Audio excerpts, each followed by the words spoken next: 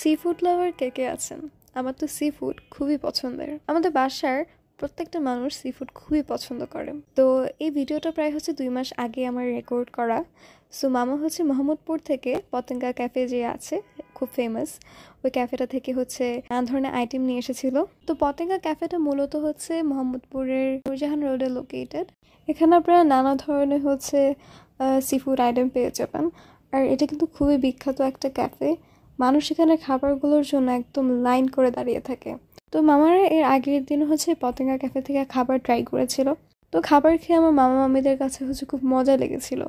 তো তারই সাথে আমার যে কাজিন আছে, ওরাও অনেক মজা নিয়ে খেয়েছে, কারণ ওদের সি ফুড খুবই ভালো লাগে। তো এখানে মামারা নিয়ে এসেছিল পতেঙ্গা পেঁয়াজু। এটা খুবই ফেমাস চট্টগ্রামের ওইদিকে। এটা আনার পরে লিটারালি আমি বলতে গেলে সবগুলো প্রায় খেয়ে ফেলেছি। সস দিয়ে একটার পর একটা আমি খাচ্ছিলামই।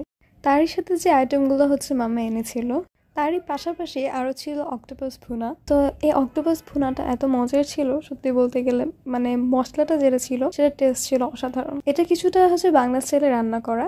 তো এখানে লুচিও ছিল। আমরা লুচির সাথে অক্টোপাস যে ভুনাটা আছে সেটা খাচ্ছিলাম। তো এটা দেখে এখন আপনাদের কাছে পরোটার মতো লাগতে পারে, তবে লুচিটা আসলে পার্সেল আনার কারণে চুপসে গিয়েছিল। তো এখানে খাবারগুলোর সাথে পেঁয়াজের একটা সালাদ দেওয়া হয়েছিল। এটা দিয়ে খেতে কিন্তু বেশ ভালো লাগছিল। সাথে আরও ছিল স্কুইড বা কালামারি ফ্রাই। যদিও এগুলো সাইজ তুলনামূলক একটু ছোট ছিল, তবে এটার টেস্ট কিন্তু বরাবর খুবই মজা ছিল। দিন শেষে এটাই বলবো যে পতেঙ্গা ক্যাফের খাবার আসলেই মজা।